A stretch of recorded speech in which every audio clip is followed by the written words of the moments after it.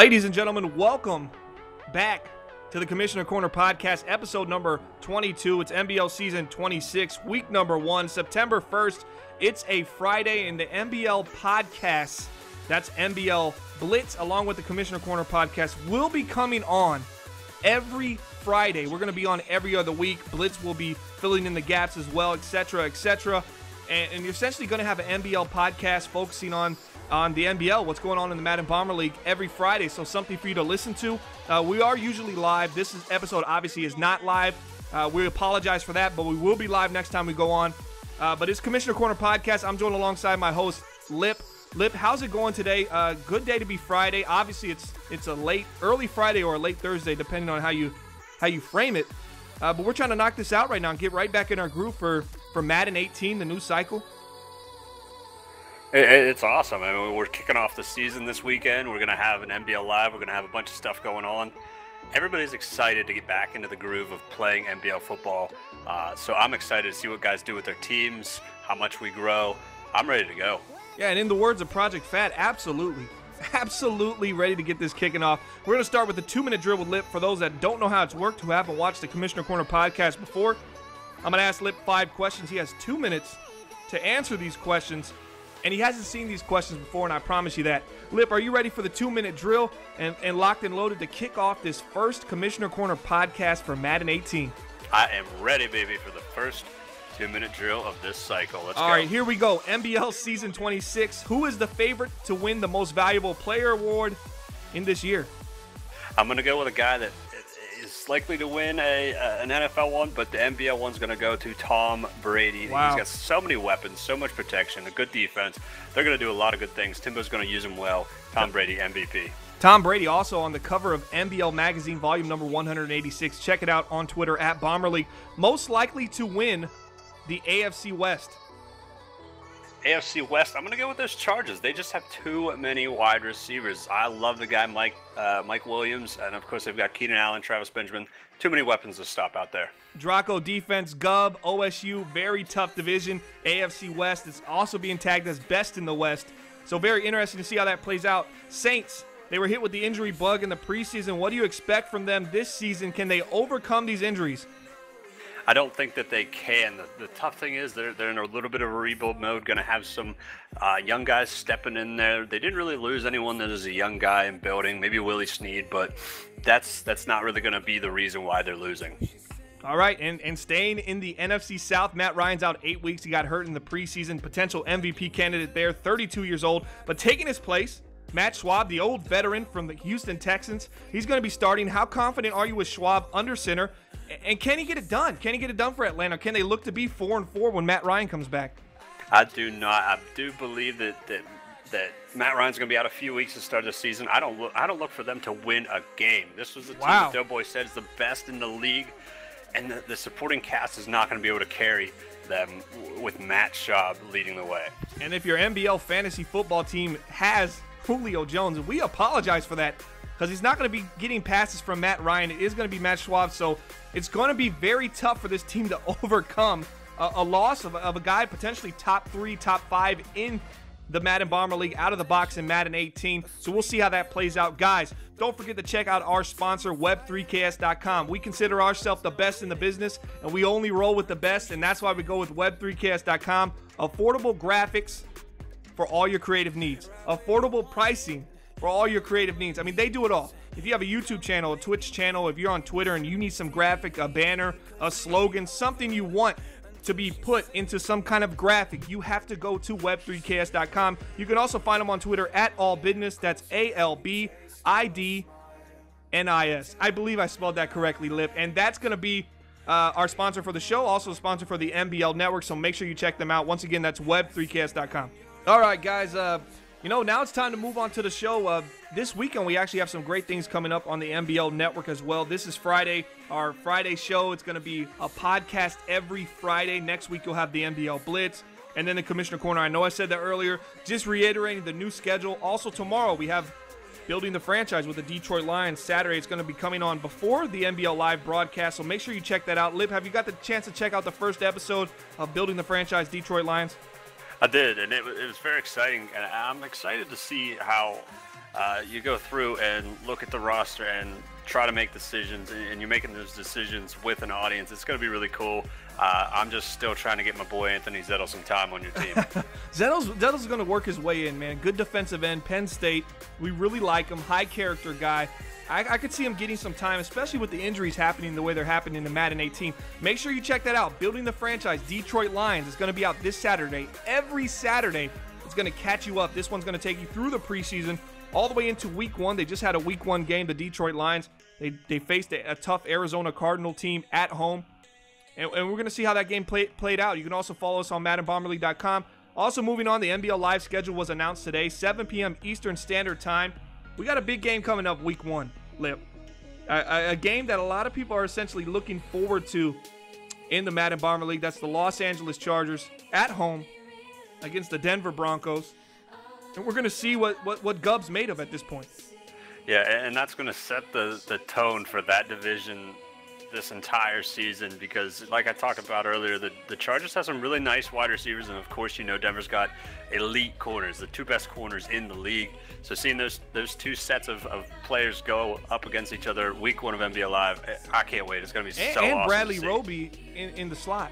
So corner. Much talent. So that, I mean, three everywhere. Corners that can really lock up and really get things done. Any other games on there you're looking at this schedule right now? We have it on the board. That's right, tomorrow, Saturday, 7 p.m. Eastern Standard Time, Denver Broncos, Los Angeles Chargers on the NBL Network. That's going to be our Season 26 kickoff game for NBL Live. That's our play-by-play broadcast. We have a pregame show, all the kinds of goodies. Make sure you check them out. You can find them in our archives on the playlist NBL Live broadcast. It will be a live stream this Saturday.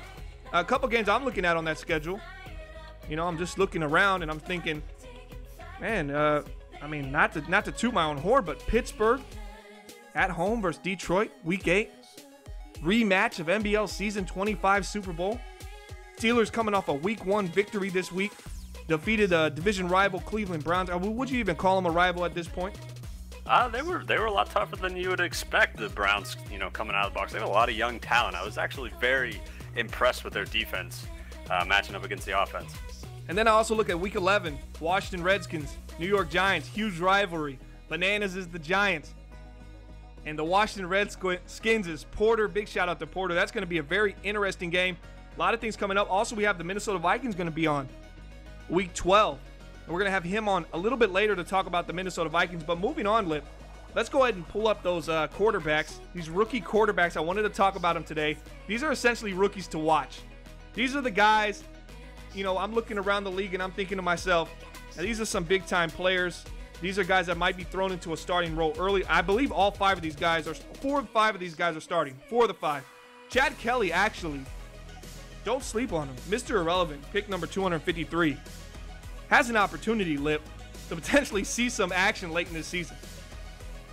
Yeah, I think that they have 3 quarterbacks that they could try out. So I know that the injuries are big.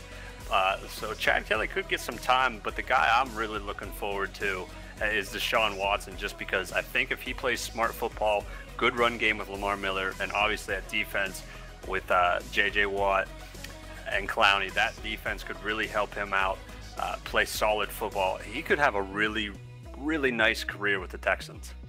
Chad Kelly, just take a step back with the Denver Broncos. He's behind Trevor Siemian, who's potentially the starter right now. I believe he's got the start for Week 1. Paxton Lynch. These are 2 guys. I mean, one injury goes down in a couple bad games, and we might be seeing Mr. Irrelevant, Chad Kelly, starting for the Denver Broncos. I mean, that's crazy.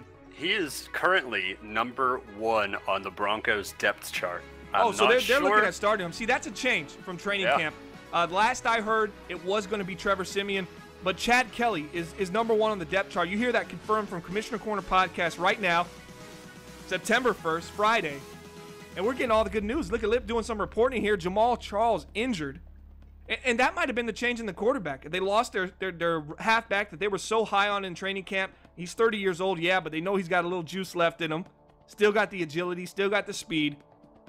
But now he's out. He's out, what, 6 to 8 weeks right now? Yeah, but with that loss, they still have C.J. Anderson, and it's not all bad for them because they have Emmanuel Sanders Demaryius Thomas, and a good rookie Carlos Henderson, a wide receiver. So there's a lot of talent there for a young rookie quarterback to rely on and still I'm not taking grow. anything away from C.J. Anderson, but if I'm looking at a young quarterback, I'd like to have a receiving halfback in the backfield that can make some things happen. And I know Stephen Ridley has that kind of ability as well, to play similar to C.J. Anderson. So those guys kind of have similar games, but these aren't high route running, catching halfbacks, So I was expecting a lot from Jamaal Charles. I thought a third down back, and he's going to get some carries on first and second down as well. Yeah, and you saw his time in KC end because of too many injuries, and it's sad to see him start his career in Denver the same way. And that's a guy that they expected a lot out of. So now you're going to have to rely on that depth like we've all expected here. And you went to Houston. Watson, guaranteed start. I talked to Baston, the owner. Justin Baston, the owner of the Houston Texans. He has a pedigree for dominating the owner of the Tennessee Titans. And he plans on doing it this year with the rookie out of Clemson starting under center. Now, Deshaun Watson, he has flaws, not the strongest arm, but he has athleticism, and he's got that it factor that I absolutely love, and he's not afraid to air it out to DeAndre Hopkins. He did it in college. He put the ball up there and let his receivers make plays. I really like that about him. I don't want to spend too much time on him. He's definitely a starter. Mahomes, Kansas City, Alex Smith or Mahomes, people are asking who's going to start over there. Do you have any word on who they're going to go in their depth chart right now at quarterback? Looking at it, I think a lot of people want Alex Smith out. Right now on their depth chart, it is Patrick Mahomes. So they're going with the young guy. And Alex Mahomes, Smith's time's out. Insanely strong arm. So you're not going to get Huge. the accuracies that you get from Alex Smith with the short West Coast kind of slinging it. Mahomes, 97 throw power, the ability to really rip the ball down the field. I expect big things from him. When you got receivers like Chris Conley and Tyreek Hill, there's an opportunity to get over top of the defense, and that's what you're going to get. They even have DeAnthony Thomas. So this team is built both ways. You could say it could be West Coast. You get rid of it quick and let your receivers do the work, or you let your receivers get over the top and you sling it and air it out, and that's might be the direction they're going into. Kaiser, you just played him in week 1. He played well. I thought he played well. There was some times where there was a drag. I can remember the ball drifted on him 5 yards off target, but that's the growing pains of a Cleveland Brown quarterback at this point. Yeah, but I like Kaiser. He made the right reads a lot. There was one time he absolutely forced it. Another time I think it was just a bad throw. He just didn't get the right accuracy on it, but he made all the right reads. Sometimes he just made bad throws. First game jitters for a rookie. It's okay. I think he's going to have a really good career just because I saw him make all the right reads. Yeah, very similar quarterback to Cody Kessler. Kaiser, obviously a little bit of a stronger arm. Kessler was on the trading block, and then they decided to pull that and keep him. They're not. Osweiler's not going to start in that system. I've talked to Starr multiple times. That is not happening there. He's the third string quarterback right now. So I expect it to be Kaiser and Kessler for the future of this Cleveland Browns organization. But we're going to talk about Mitch Trubisky. That's the guy. That's the focal point of this whole conversation. The second-round overall pick in the NFL. He's playing for the NBL Chicago Bears. They got high hopes for him. He's starting day one. Let's take a look at some of his comments from training camp, and let's assess, at least over-assess maybe what I believe I'm getting from a young rookie quarterback. I thought it was a pretty good day. Just like any day of practice. It's exciting to get the pads on, especially for the other guys. It doesn't change much for the quarterbacks because we can't get touched, but the guys flying around making plays, and just another day to get better. So it was exciting to be out there, and it was a good day. All right, Lipp, so I'm looking at that clip, and I'm thinking to myself, this guy's poised, man. I like this kid. I think this kid's ready.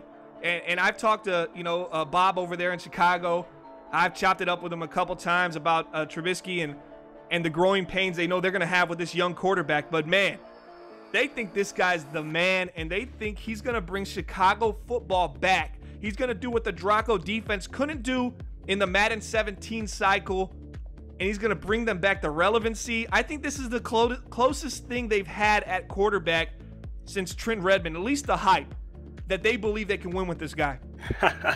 The hype of Trent Redmond. Well, I think if I was a Chicago Bears fan, I would love going from Jay Cutler to Trubisky just because of his presence with the media, it seems, his confidence, and the thing that he really wants to be there. He looks like he wants to be there. He talks like he wants to be there, and that's exciting for them because I don't think they've really had a quarterback that has, been ready to go and really put the franchise on them like he's trying to do, and I hope he succeeds because of that.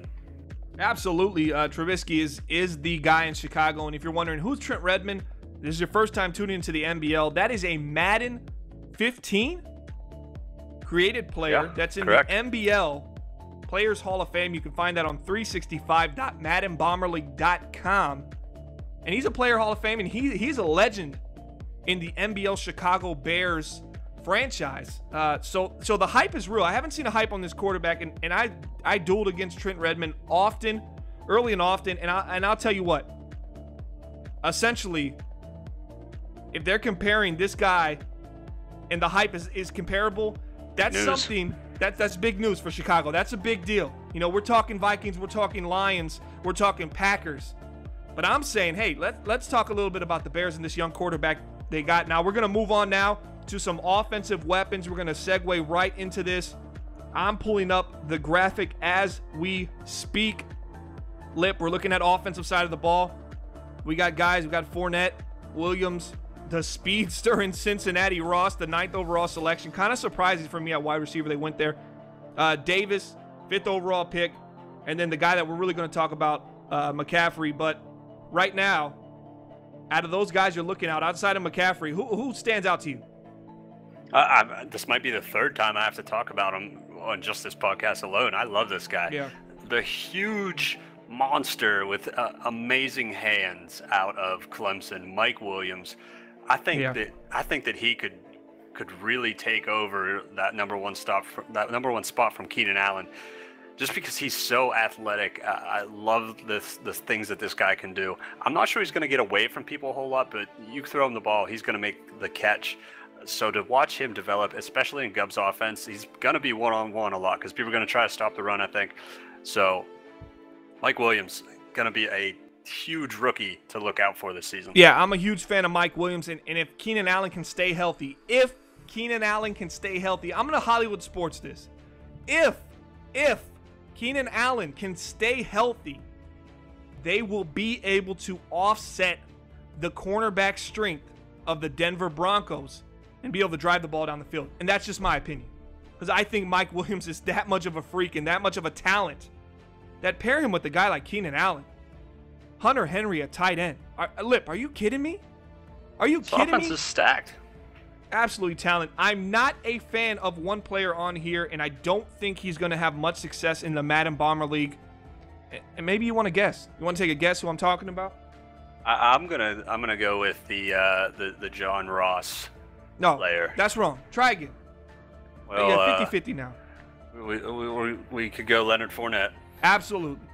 Based on owner history, the strength of this owner, I have yet to see him have a running game that resembles anything of something that has a pulse.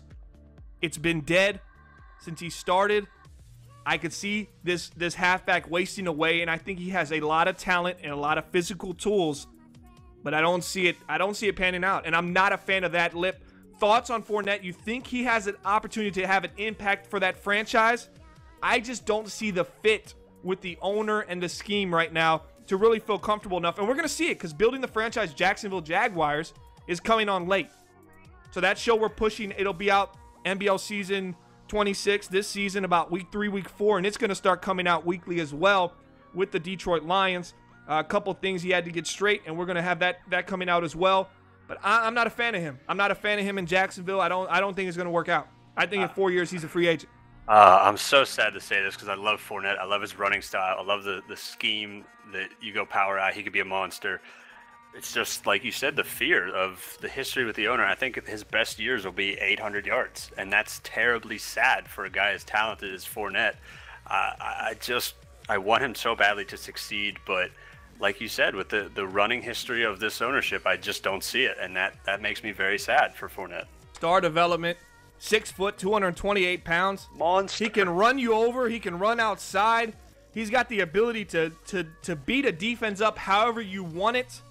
But I don't think, and I'm a huge believer in NBL schemes, I don't think he fits this owner's play style, and I don't think that they can stay with the run as much as they need to get the most out of him. And I say that meaning if you get behind, it's hard to stay with the run, especially a guy that's a power back that has power and explosion like that. It's hard to kind of stay with guys like that. I mean, this isn't a guy that has, great route running. You can split him wide, This isn't LaShawn McCoy. This isn't Theo Riddick. This isn't halfbacks like that. What's the guy from Philly that used to play for the Saints? 43. Sproles. This isn't a guy like that. So those kind of guys I see getting more production in Jacksonville because they might get behind early. Their quarterback play is atrocious. Blake Bortles had a horrible preseason. We're not going to get into that. We're moving on to Christian McCaffrey. Put the video on the screen right now. Lipp's going to get it up for us. There's Christian McCaffrey. He's talking. He's talking about his training camp. And I'll tell you what. You can't hear what he's saying, but I'm going to tell you what he's saying. He's saying, I'm in the best system in the Madden Bomber League. I couldn't ask for a more perfect spot. I am so thankful for TFA. I am thankful for this organization selecting me. And now I'm ready to ball out, and he's already started. Week 1 is already over, Lipp. You want me to read his stat line to you? I would love that because it's scary. 16 carries. Viewer, caution, this is scary.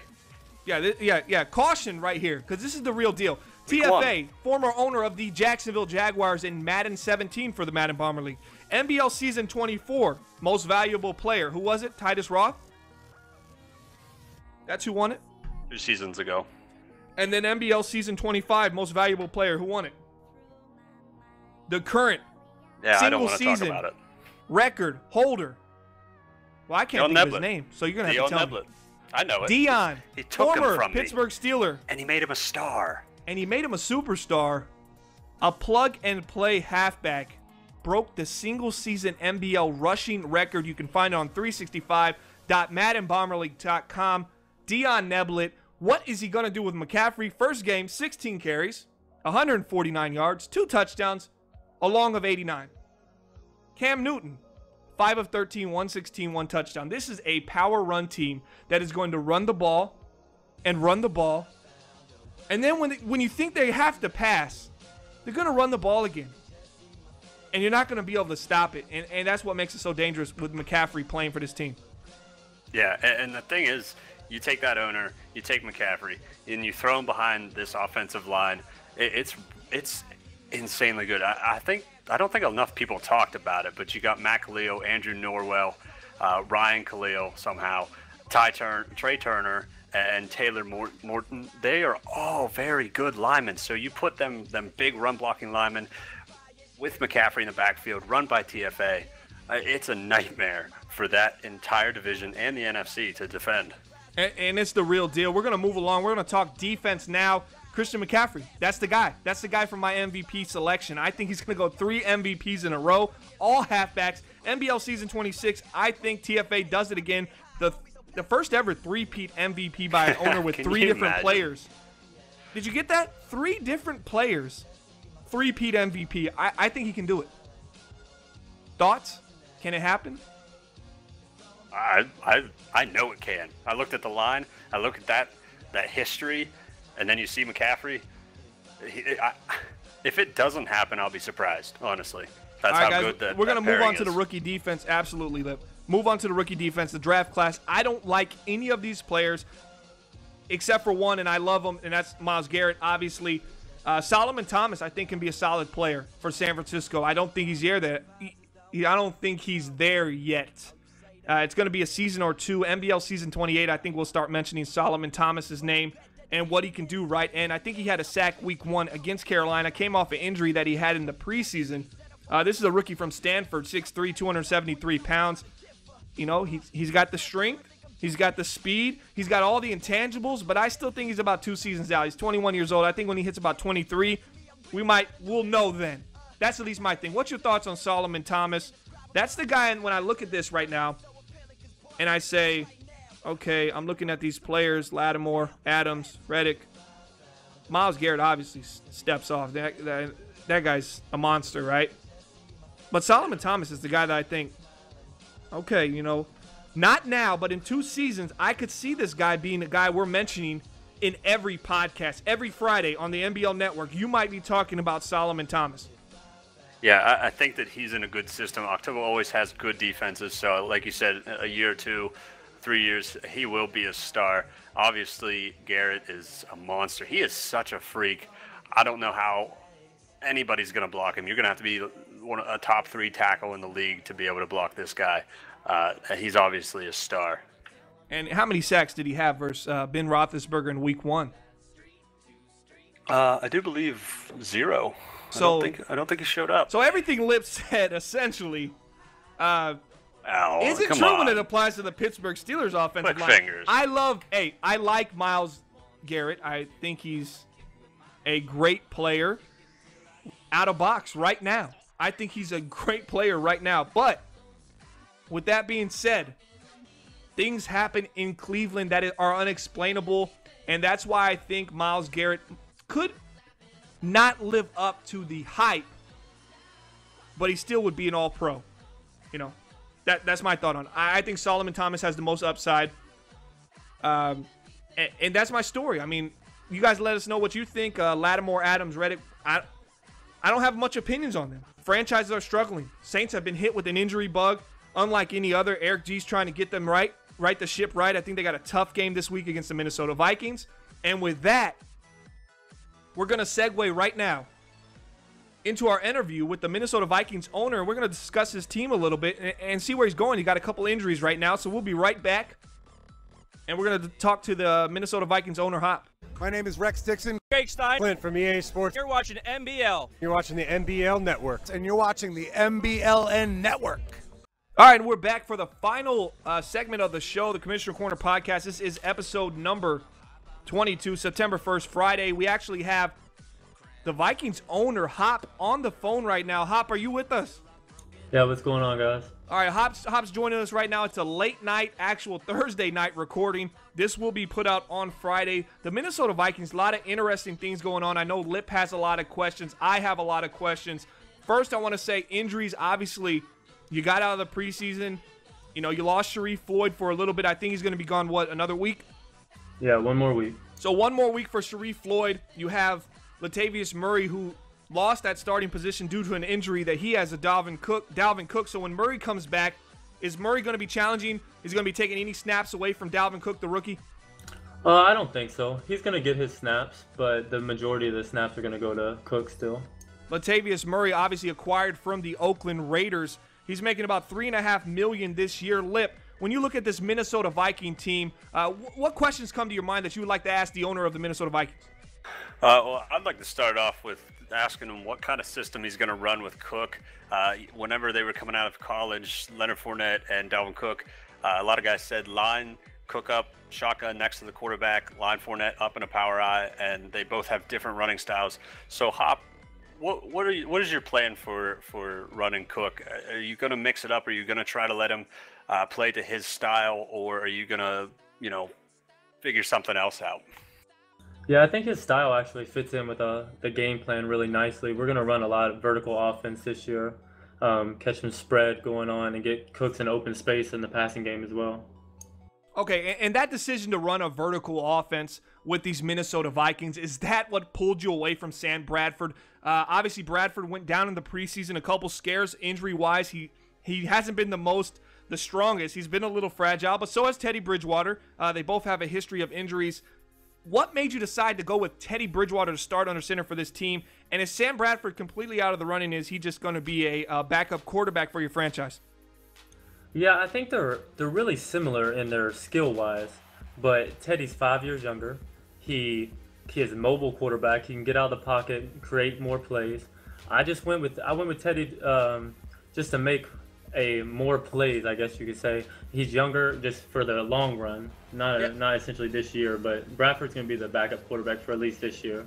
Absolutely. Teddy Bridgewater, really known for being able to extend plays, uses athleticism in his legs to allow receivers and even halfbacks out the backfield to get open and gives the offense a little bit more. But we're looking at this offensive line, and I know me and Lipp talk off camera, off recording about this offensive line. Lipp, give him your thoughts about this offensive line going forward, and ask him what, maybe where he thinks, this line's going to be. I mean, that's what we talked about. I mean, this offensive line isn't where it was years ago. Obviously, they brought in Riley Reiff from the Detroit Lions. He's not even starting on the team right now, currently with the depth chart that Hop has in place. Yeah. So a lot of questions there. Yeah, the question I have looking at this offensive line is with the decision to sit Riley Reiff, that's leaving Willie Beavers out there left tackle. He's going to have to face Ansah for the Detroit Lions. Do you have confidence in him to be able to protect the fragile quarterbacks for the Minnesota Vikings? Yeah, I like Beavers. He's a young kid. He's a lot better run blocker than Riley Reiff is, and he's got time to develop. We're not a great offensive line. We're a very young team. I think we have 5 starter rookies and 4 more one-year players in there. So we're a very young team that's going to develop. So I'm looking more towards the future for the long run of it. It definitely looks like a youth movement in Minnesota. So one thing I would like to ask right now from the owner, before we let you go, we're on a 4-minute time crunch. I got my producer in my ear right now. Out of these wide receivers that you have a young, I really like Adam Thielen, came on in the NFL. You have Stephon Diggs, young player, Laquan Treadwell. Who do you see on this offensive side catching balls that you think could have a breakout year in NBL season 26? We really like Treadwell. He had a really good preseason. He's coming out of the slot this year. He's looking to take over that number 2 slot as it goes on throughout the year. If Thielen doesn't produce as well, he's going to have a real good year this year.